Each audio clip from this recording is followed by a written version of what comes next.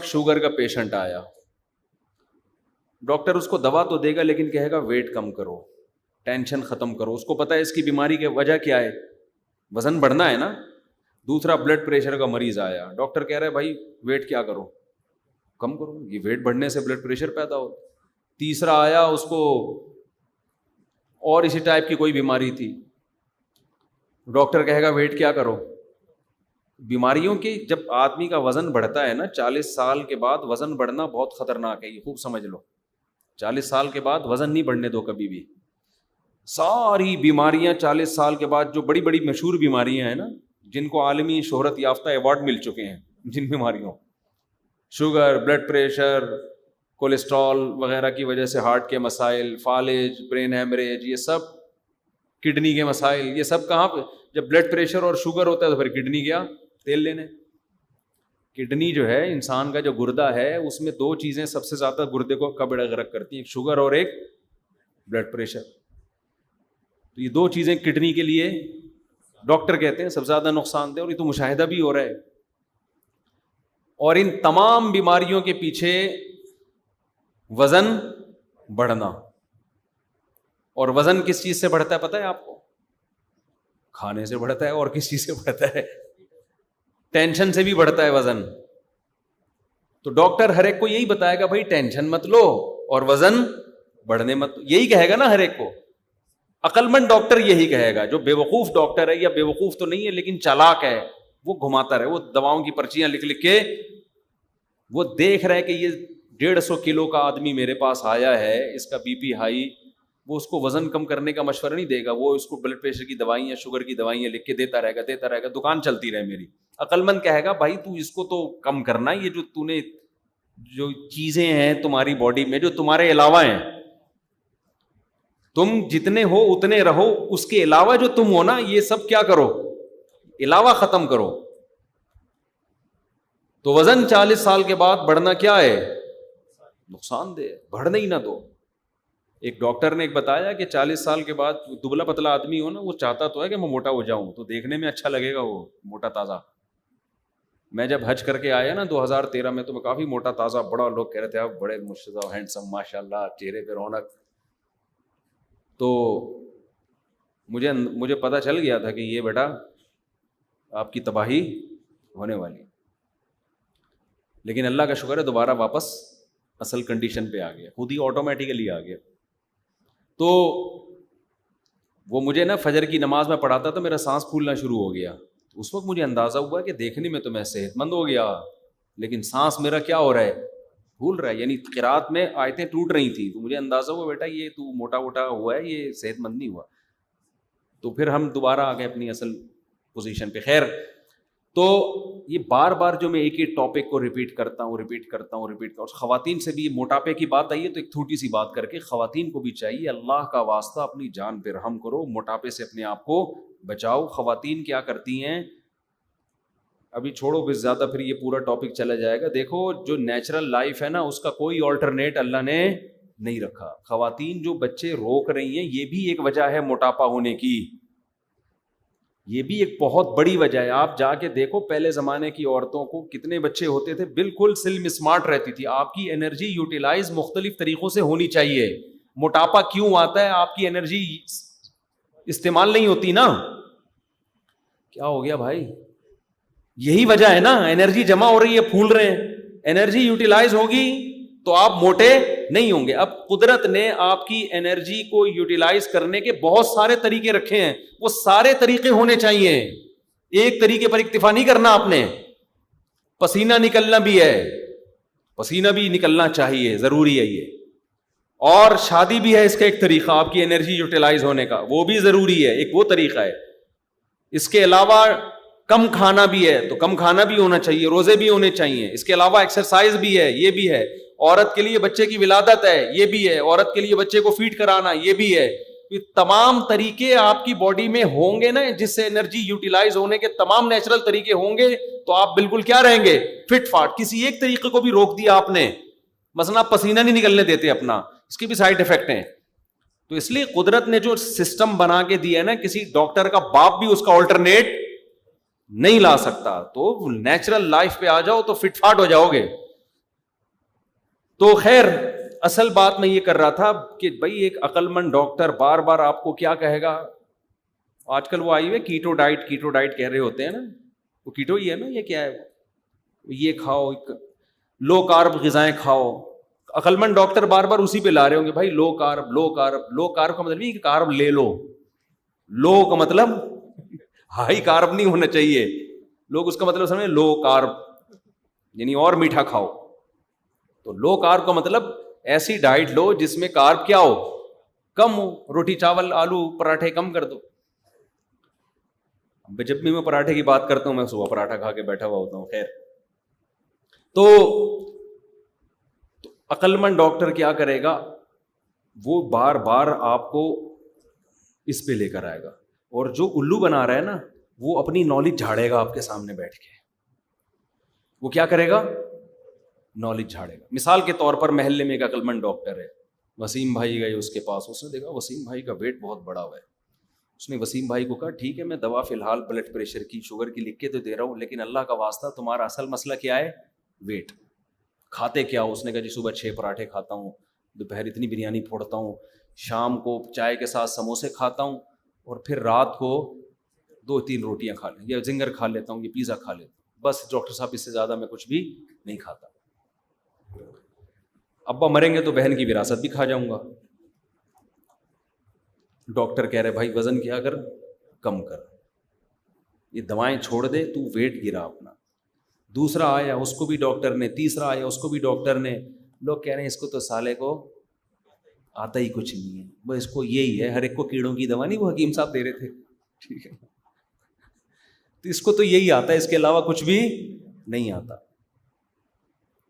جو عقل مند ڈاکٹر جو الو بنا رہا ہے نا آپ کو, جو اپنی بغراتیاں, دیکھو ڈاکٹر نے جتنا پڑھا ہوا ہوتا ہے نا, پڑھا تو بہت کچھ ہوتا ہے, لیکن پیشنٹ کو اس سب پڑھے ہوئے کی ضرورت نہیں ہوتی. پیشنٹ کو ضرورت نہیں ہوتی کہ آپ ساری نالج اور افلاطونی اور بقراتیاں اس کے سامنے جھاڑ دیں آپ جا کے. بے وقوف نہیں کہوں گا میں اس کو, چالاک ڈاکٹر جو مریض سے پیسے بنائے گا, وہ کیا کرے گا, بیٹھ کے آپ کو گھنٹہ سمجھائے گا, ڈائیگرام بنائے گا, ایکچولی ایسا ہوتا ہے, ایکچولی یوں ہوتا ہے, ایکچولی یہ اس سے انسولین خارج ہوتی ہے, ایکچولی اس سے شوگر بنتی ہے, ایکچولی ٹوپی ڈرامہ کر کے اپنے ماموں کی دکان کی جو ہے نا جتنی دوائیں ہیں وہ آپ کے ذریعے بکوائے گا. ماموں سے الگ کمیشن ہوگا, دکان میڈیکل اسٹور ہوگا نا قریب میں,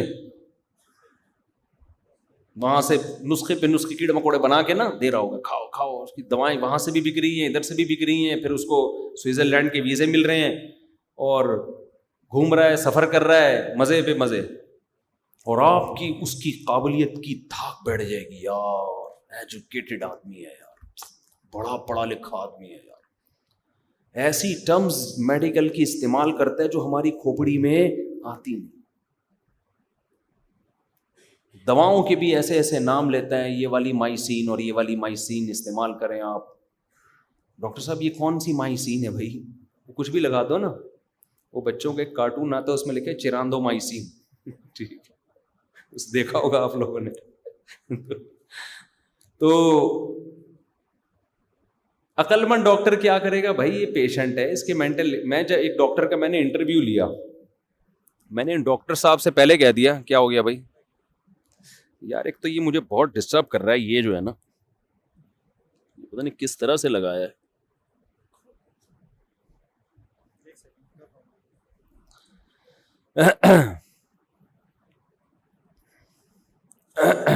چلو جی شکر ہے.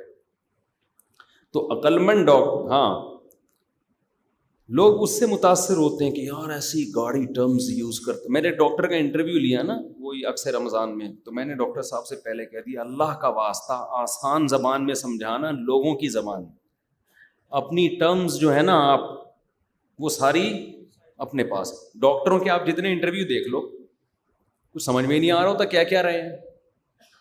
بعض علماء کا بھی ایسا ہی ہوتا ہے, اتنی گاڑی اصطلاحات استعمال کرتے ہیں, آدمی کہتا ہے پتہ نہیں ہے. اچھا لوگوں کا بھی دماغ ہے, اسی کو عالم بھی اسی کو سمجھتے ہیں. جو سادہ زبان میں سمجھا رہے لوگ کہتے ہیں اس کے پاس نالج نہیں ہے. اچھا میرے بارے میں بھی میں بہت کمنٹس پڑھتا ہوں, بہت سے لوگوں نے تبصرے کیے ہوتے ہیں مفتی صاحب ایک وائز ہیں, بیان کر لیتے ہیں سمجھانے کی. علم کیا ہے, علم نہیں ہے. میں نہیں دعویٰ کرتا میں کہ عالم ہوں, میں نہیں کبھی بھی دعویٰ نہیں کرتا, لیکن آپ نے میرے واعظ و نصیحت والے بیان سن کے خود سے کیسے فتویٰ لگا دیا کہ اس کے پاس نالج نہیں ہے؟ ہو سکتا ہے واقعی نہ ہو، ہم تو کورے ہیں، لیکن آپ کو اندازہ کیسے ہو گیا؟ آپ نے کیا ہماری علمی تحقیقات پڑھی ہیں؟ جو ہم نے علمی 20 سال میں فتاویٰ لکھے ہیں، جو تحقیقی کام کیا ہے، وہ کبھی آپ کی نظر سے گزرا ہے؟ ہو سکتا ہے گزرنے کے بعد آپ فیصلہ کریں واقعی یہ بالکل فارغ ہیں، اور یہ بھی فیصلہ کر سکتے ہیں نہیں بھائی بالکل فارغ نہیں ہے، ہو سکتا کچھ بھی ہو سکتا ہے، لیکن جب تک آپ نے تحقیقات نہیں پڑھی ہیں، ایک آدمی کی ریسرچ سے فائدہ نہیں اٹھایا، آپ کی نظر سے وہ گزری نہیں ہے، تو آپ کیسے اس کے بارے میں فیصلہ کر سکتے ہو؟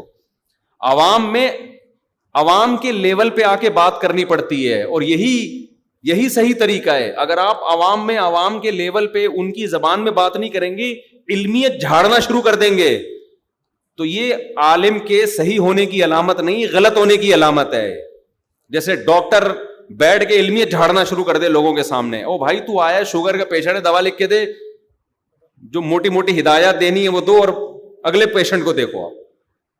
تو میں نے ان ڈاکٹر صاحب کے انٹرویو سے پہلے کہا، میں نے کہا ڈاکٹر صاحب آپ کو جتنا کچھ آتا ہے نا، ایسا نہ ہو آپ وہ بتانا شروع کر دیں، آپ وہ چیز بتائیں جو عوام کے فائدے کی ہو۔ آپ دیکھ لیں یوٹیوب پہ اتنی گاڑی اصطلاحات ڈاکٹر استعمال کر رہے ہوتے ہیں، نیچے لوگوں نے گالیاں بھی دی ہوتی ہیں، بعض عقل مند لوگوں نے، زیادہ تر تو کہتے ہیں ماشاء اللہ، حالانکہ لوگوں کو سمجھ میں نہیں آ رہا ہوتا، لوگ ان کی نالج سے متاثر ہیں۔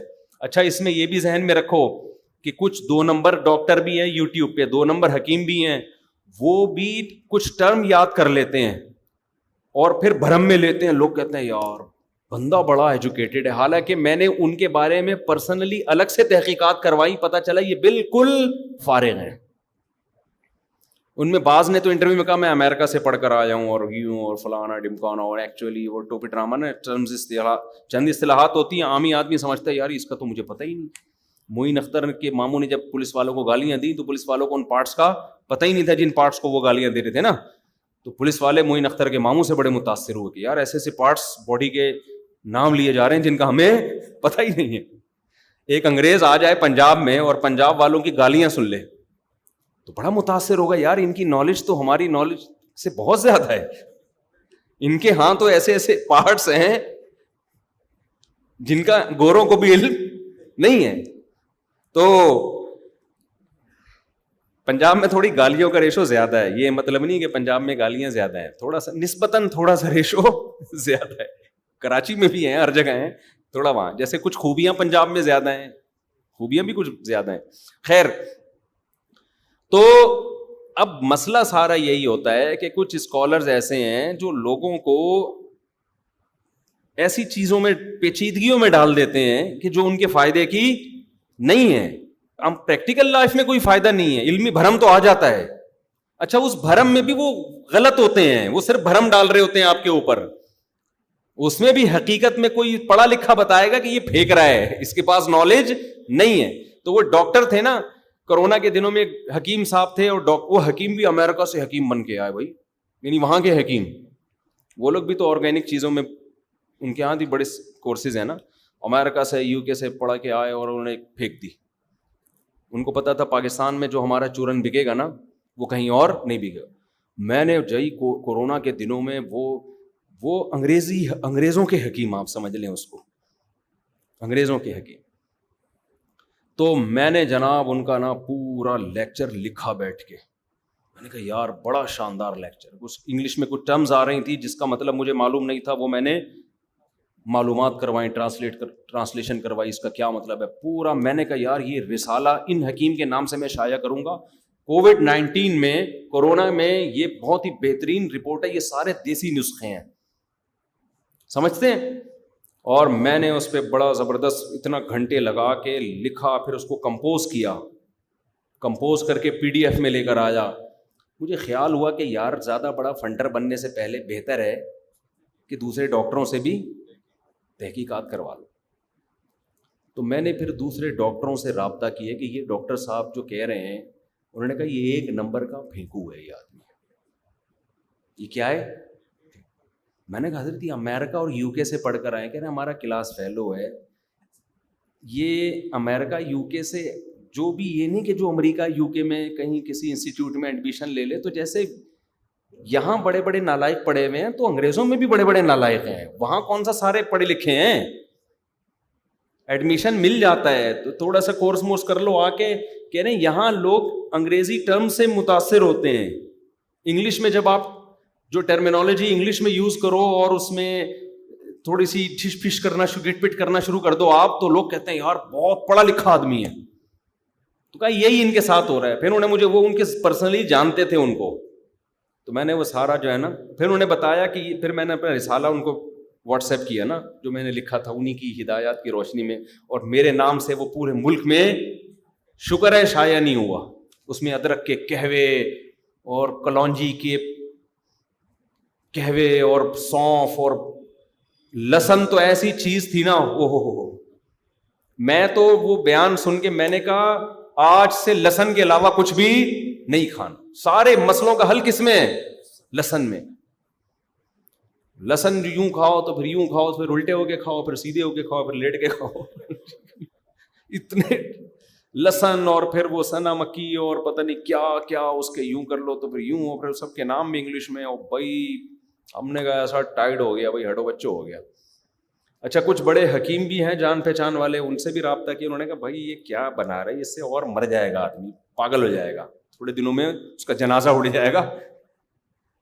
تو میں نے پھر ڈاکٹروں کو بھی بھیجی. انہوں نے کہا بھائی یہ, پھر انہوں نے مجھے, ایک ڈاکٹر ہیں بڑے پڑھے لکھے ہیں, انہوں نے مجھے بتایا کہ پاکستان میں چورن اسی کا بکتا ہے جو لمبی لمبی پھینکتا ہے. اچھا وہ ان کو ٹی وی چینلز بھی بڑا, یہاں پر چینلز بھی میں بھی آ رہے, وہ اس وقت آ رہے تھے, اب کا پتہ نہیں. تو چینل والوں کون سا, ان کو کیا پتا ہوتا ہے, چینل والے تو صرف شہرت دیکھتے ہیں. تو اس لیے خلاصہ یہ نکلا کہ میرے بھائی جب تک 8-10 ڈاکٹروں سے رابطے نہ کر لو, لوگوں کی بھرم بازیوں سے کبھی بھی متاثر نہ ہو. مذہبی اسکالر کے بارے میں بڑے بڑے اسکالر سے پوچھو کہ یہ سننے کے لائق ہے یا نہیں ہے.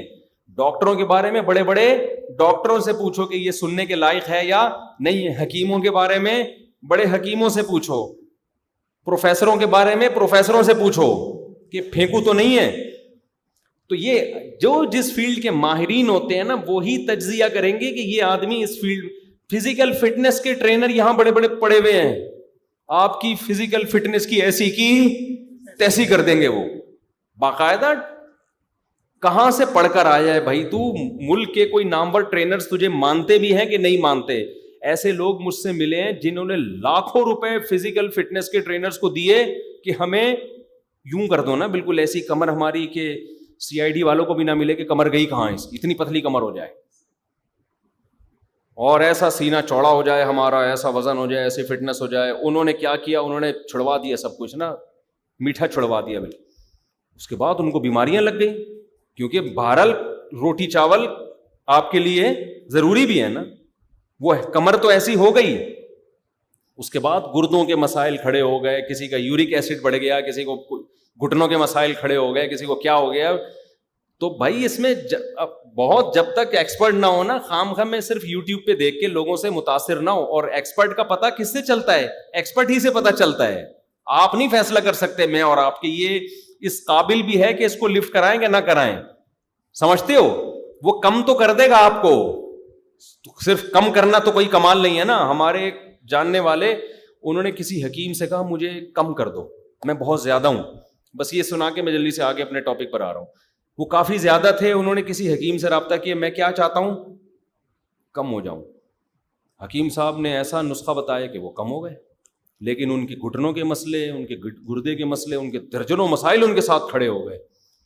تو وہ اس طرح سے کم کیا کہ بندہ تو کم ہو گیا, لیکن اس کے سائڈ افیکٹ بہت زیادہ ہو گئے. تو ہر چیز کے ماہرین ہوتے ہیں, تھوڑی کی منہ اٹھا کے جو